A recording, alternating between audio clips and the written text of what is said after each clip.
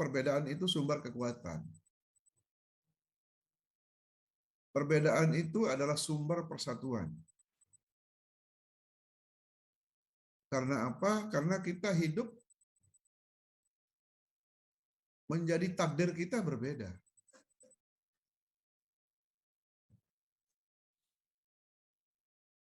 Berbeda suku, berbeda agama, berbeda keyakinan.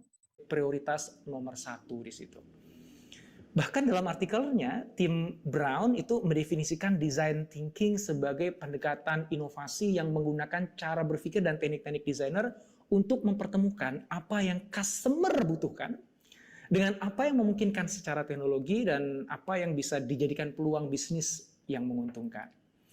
Nah, pertanyaan Anda berikutnya mungkin seperti apa sih praktek dari design thinking itu? Nah, bentuk praktek atau proses design thinking itu ternyata beragam sekali. Namun, mereka semua selalu didasari oleh 3 hal yang menjadi prinsipnya, atau disingkat dengan 3E, yaitu empathy, expansive thinking, dan experimentation. Semua proses selalu diawali dengan empathy, yaitu mendalami perspektif, perasaan, dan pengalaman customer untuk memahami apa yang menjadi oleh kita semua, khususnya untuk aparatur sipil negara. Dengan seluas Indonesia yang saat ini, barangkali yang tersebar seluruh aparatur sipil negara, belajar tidak lagi ada batasnya, ya. Semuanya dari Sabang sampai Merauke memiliki kesempatan yang sama. Dan yang paling penting, sekarang ini regulasi kita juga akan membuka ruang yang seluas-luasnya. Orang untuk bukan hanya meningkatkan kompetensi melalui peningkatan mempunyai integritas tinggi. Izin menjawab Ibu, ada yaitu dosen saya ketika saya kuliah.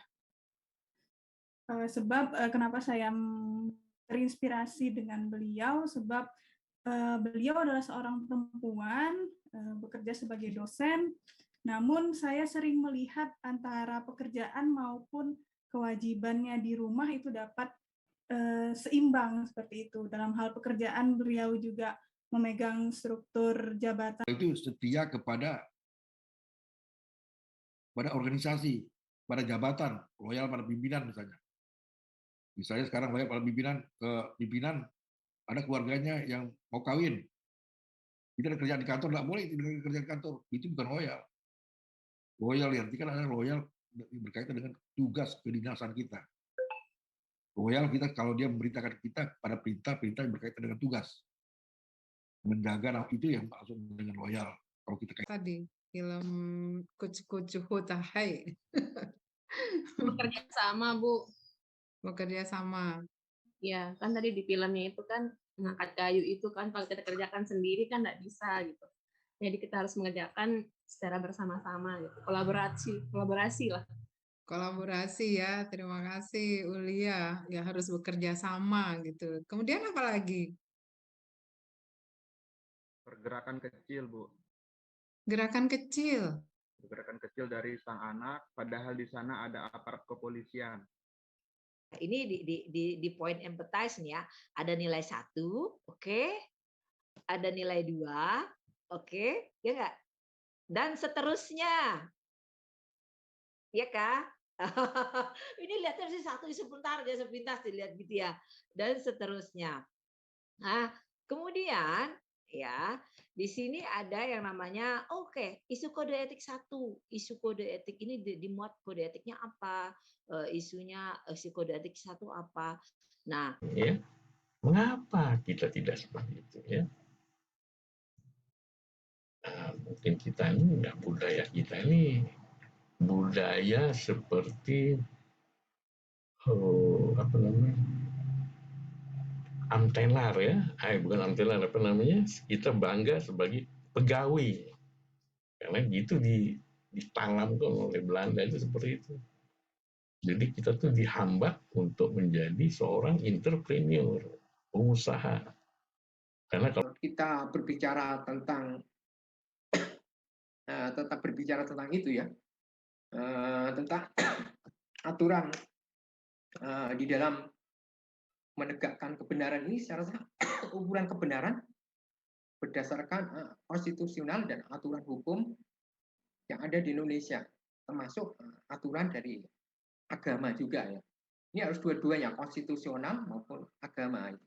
Jadi apapun kalau itu hal yang bertentangan Apa saja itu, ternyata masing-masing nilai ini punya kalimat afirmatif. Kalimat afirmatif itu maksudnya kalimat baik yang terus-menerus kita ingat di dalam diri dan pikiran kita, untuk itu menjadi sesuatu yang permanen adik-adik. Sehingga nanti tidak perlu lagi kita begitu ingin implementasi, terus lagi cari-cari teori, nggak perlu lagi. Karena itu sudah menjadi mindset kita, sudah menjadi sesuatu yang permanen di pikiran bawah sadar kita. Jadi kalimat apa sih kekurangannya di rumah sakit itu? Itu paling tidak kita bisa mengadopsi kebaikan-kebaikan yang ada di rumah sakit kota. Itu nanti Anda tuangkan dalam apa namanya, dalam mengambil isu ya, dalam mengambil isu. Jadi nanti ini adalah gambaran bahwa Anda akan melakukan perbaikan-perbaikan di tempat, ya tidak usah lembaga, tetapi di tempat, misalnya kalau di pelayanan, misalnya kalau di.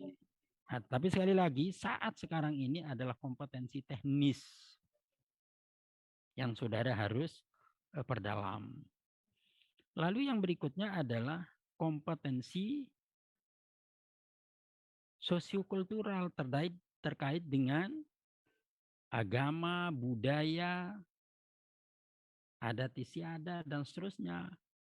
Walaupun saudara sekarang dari Jawa misalnya, dari Jogja, dari Sumatera misalnya, tetapi karena saudara bertugas di Nusa Tenggara Barat, di Lombok, maka saudara harus mengerti adat istiadat budaya di Lombok. Karena tanpa